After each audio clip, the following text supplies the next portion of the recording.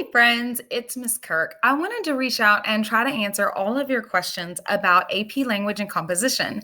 And there were quite a lot of them. And I thought the best way might be to create a video so that you could look at it and then you could share this with your parents as well, just to kind of address some of the questions and concerns that you all had along the way. So, the number one biggest thing that you guys were asking is about the credit for Lang and the credit for Lit. And they're actually two very different courses. Lang focuses primarily on nonfiction and the argument and the rhetoric aspect of it. So you're learning to be a good writer. And the Lit is fiction. So they are very separate courses. If we look at the College Board description, so AP Lang is college level rhetoric and writing curriculum. You're looking at evidence-based analytical and argumentative essays, and your goal is going to be to evaluate, to synthesize, and to cite research. We do look at appropriate grammatical choices, and then we actually will read and analyze the rhetoric of existing nonfiction texts as well. So we cover a lot of information, but it is predominantly a nonfiction course. So that is something that I think it's an interesting thing to think about how very different they are. Okay, a lot of you wanted to know, what are the benefits? The most obvious benefit is that you do have the GPA boost, and it is year long. So first semester comes with 3 extra points and second semester comes with 5. Our students, when we ask them what the biggest benefits are, aside from just getting into college and feeling like it really makes them be better and do better, they talk about learning time management and study skills that they didn't have prior to coming to this course. 85% of colleges and universities reported that the AP experience favorably impacts admissions decisions. And I'm actually friends with an admissions counselor at UT and at Marable College, and both of them have said that when they are looking at it, it's not just a single point that does or doesn't get you in, but they definitely appreciate seeing that a student has struggled in an AP course rather than a student who's taken standard level and just gone straight down the page with A's, because it shows that the child's willing to take the challenge instead of doing just something that's easy for them. So, obvious benefit, you can earn college credit and skipped introductory level courses in college. Research actually shows that students who take AP courses are more likely to finish on time. So you're not going to pay for a 5th year. Often the students who earn their college credit actually finish early. And the reason for that is because you have room in your schedule to take these other classes because some of your general education requirements or some of your lower level courses for your degree are already taken care of. So you don't have to invest that time. And then your ACT and SAT scores go up. So students who take the English courses, because of the fact that the skills are aligned, you typically see higher ACT scores and higher SAT scores for students who are involved in the AP Lang class as well. So, some of you guys were worried about the challenges of what sorts of things we're going to be learning. And so I wanted to spill a myth for you right now. A lot of students talk about how hard and how challenging it is. And it is a course that earns you college credit. So I like to think of it as right now you're in 10th grade. And this test gets you credit for your freshman level college classes. So think of that as 13th grade. So you've got 1 year's curriculum to be able to go. We're going to push you from that 10th grade level through the 11th grade level, through the 12th grade level, and to help you really hone your skills so that you are prepared for that college level writing. And so anyone who kind of talks about how hard it is, the course has actually just now changed. So if you're talking to someone who took it prior to now, the course they took is very different from the course that you're going to take. So right now, we now have 9 units of study that are released by College Board. Unit 1 is Introduction to Rhetoric. Number 2 is organization and structure. 3 is analyzing logic. And then 4 and 5 are both about argumentation. So this is typically what you're going to see in your first semester, where you're learning the skills and the concepts. And then in second semester, we're going to have unit 6, which is synthesis. 7 focuses on commentary and sophistication. 8 looks at style and you creating your own sense of style as well. And then 9 is putting it together and developing complex arguments. So that kind of outlines what the entire year looks like and kind of how it covers it. I'll send some resources out that might give you a little bit more information here too. A lot of you are worried about the workload and the resources. Generally, you will learn your concepts in the first semester and you'll practice the practical writing in second semester. Now, we do write in the first semester, but really the bulk of it that you see is in the second semester. Some of you are concerned about homework. On average, we're looking at about 20 minutes a night. Some students do choose to do more. Now, we don't always assign homework, but even if we don't assign homework, we would like for you to review your notes from class, do some work in your independent reading. One thing that we've noticed, we do still do the quarterly readings. It's not the same as it was in your English 2 classes or in your English 1 class. It does focus more on the rhetorical and argumentative element of that as well. And so with the reading task that you do, one thing that we've noticed is we have deadlines kind of set up and spread out, and they're done that way on purpose. And sometimes students will kind of push Lang to the side because they're taking calculus or some other course, and they're really worried about that. And then they wait until the last minute and they're having to cram and do all of the stuff for Lang at once. But realistically, if you don't do the projects in English 2 kind of spread out as they're intended by your teachers there, then you probably have the same experience in that place too. And we understand that we're not your only course. And we understand that you're an 11th grader. You probably have a job or you have extracurriculars. Like, we're very understanding of that. You do have the one extended research paper, but it's nothing like what you hear people talking about with the senior checklist. AP Classroom is available for you. It is an online digital resource provided by College Board that is available to all students who, when you make that first payment for your AP exam, you do get onto AP Classroom. We will use it for unit exams, and you can study and you can practice. But what I love is it will give you a very specific, differentiated area of skill for you to work on, for you to look at for your personal growth. And that's a very powerful tool because you will know exactly where you are and you will know where you want to go. And by them saying, this is where you're at, this is what we recommend for you to push this over, it makes it more approachable. Now, the summer reading. Yes, we do have summer reading. Our goal with that is to focus on maintaining the skills of English 2.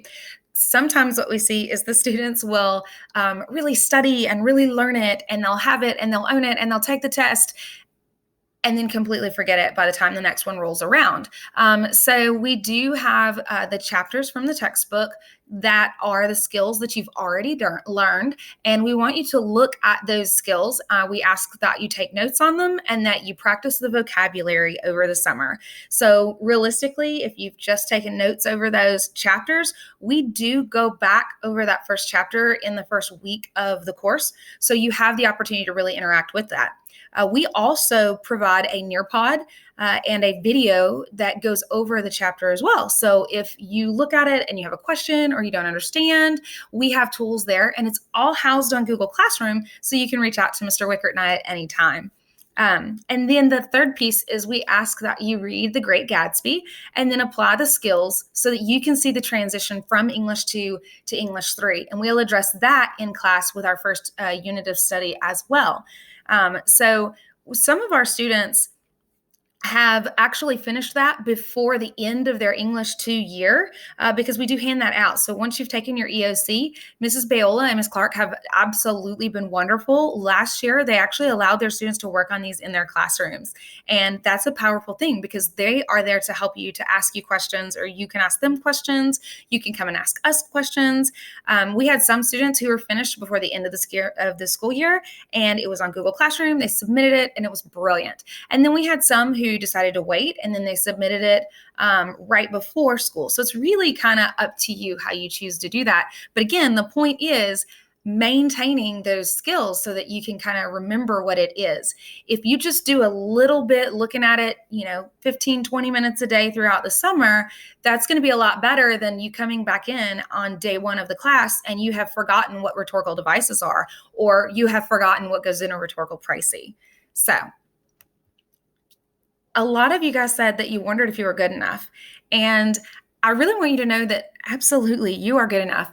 It's not as much about what your data says right this second as it is about what you really want and what you're willing to do to get there. And I want to just kind of address this in a very simple way. And I want to tell you about a student that I had who was reading at a third grade reading level and really wanted to take the language course and really wanted to get the college credit. And all of the data suggested that it wasn't the best idea. And we really talked about it, and the child and the parent, they wanted to try it. And we thought, you know what? You really want it? I'm not going to stop you. You can do anything you put your mind to. Every single one of you. You can do anything that you really put your mind to. And this child came in and really worked hard and tried and would come in. Sometimes she would ask extra questions. Sometimes she would come to tutoring. She took advantage of every extra credit opportunity. She took advantage of resubmissions for essays and for tests, doing things over again. And in the end, she pulled it off and did a brilliant job. And it was amazing watching her grow, not only in her academics, but in her confidence in herself as well. And she literally started out the AP Language and Composition course performing at a third grade level and walked away with 2 courses. Her Lang score was high enough that she got 2 college courses taken off of her plate because it was so high. And you can do that too. Like, I have absolute faith that if you really want this, Mr. Wickert and I will work with you in any way that we can. We'll provide you any support that you need, and we're going to help you, and we're going to stand by you 100% of the way. And you're going to get out of the course what you put in it. It's the same as it was with English too. The more effort you put in, the better off you're going to be. So really, you are good enough. I have faith in you, and your teacher has faith in you, and your data says that you can. So, how do you earn that college credit? So every AP teacher attends training and gets certified in the course. And so for that reason, many of our resources actually come from College Board. And I think that's pretty neat. So with this course, we do a lot of more relevant stuff, whereas with English 3 as a standard level course, it is American literature. So it starts at the beginning of American literature and it progresses through the timeline, whereas we do some stuff from the very beginning, but we do a lot of more recent things as well. This helps to make sure that we're kind of we're getting to the test as well, and that we're all kind of on the same page with what the College Board expectation actually is. So yes, students who earn a qualifying score on an AP exam are eligible to receive college credit or placement into advanced classes, sometimes both. The test is in May, every May, and it is currently $94. We do have scholarships available and payments can be made throughout the year. And while I understand that $94 seems like a lot of money, you can make a down payment in the very beginning, and that secures your spot and that actually purchases your test. You can then apply for a scholarship, and we have some students who ended up only paying a small portion of that because they took advantage of scholarships and all of that sort of stuff.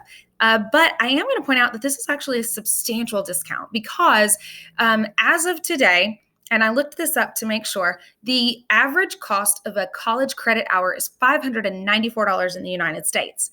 Most colleges give 3 credit hours for AP Lang. So if you think that that's about $600 per credit hour, and it's 3 credit hours for the course, if you get, for many schools, a 3 or higher, gives you 3 credit hours. That's saving you $1,800. And if you get a 4 or higher, some of the colleges will give you 2 credits or 2 courses, which is 6 credit hours. So that's even more. And that is a fantastic savings when you think about paying for college as a whole.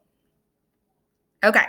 So I took the list of schools that you all are interested in and kind of went through and just looked at all of the possibilities. So You have Lang and Lit here, and again, they are very different courses. But I want to start with just kind of looking at like ETSU. When I looked this up, I learned something interesting. ETSU has moved away from super scoring the ACT.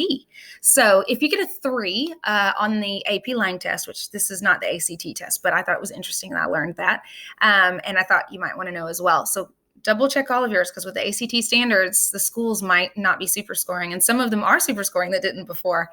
So ETSU, if you have a 3, you get credit for English 1010. If you get a 4, you get English 1010 and English 1020. Some of you guys heard that Lit and Lang were the same credits at ETSU. Lit is a separate one. You have to have a 4, and that would be English 2030. You can kind of look, Johnson University was interesting. You get the English credit, but you also get an elective credit. So I think that's pretty cool. You can see Maryville College. Maryville College for Lang, you get the 4, which is English 1010. In Lit, you have that same opportunity, but they do not give you a separate course there. MIT, 5s all around. Pellissippi in Lang, you get a 3, you get 1010. If you get a 4, you get 1010 and 1020. There is no blanket policy for Lit. It does not go with all of the options for degrees that they have. And then I will point out down here UT, because this one I think is very interesting. I have a student who came in and took every AP class that we offered and then self-studied for several of the courses that we did not offer, and ended up receiving college credit in 16 AP courses. So I really wanted to graduate from UT Knoxville, started looking into the credits, and then noticed the difference between UT Knoxville and UT Chattanooga. And this student decided to go to UT Chattanooga for the freshman year because, for example, with Lang, he could get 2 credits in 2 separate courses and loved that idea. Could get Lit and did that as well.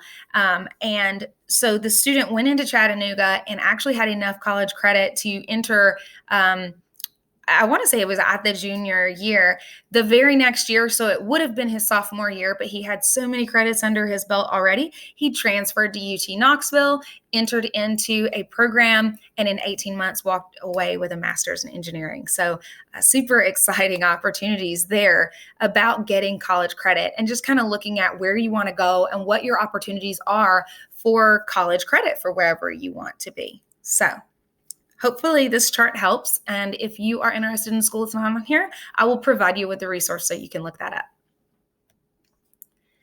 A lot of you guys had questions about the test. What does it look like?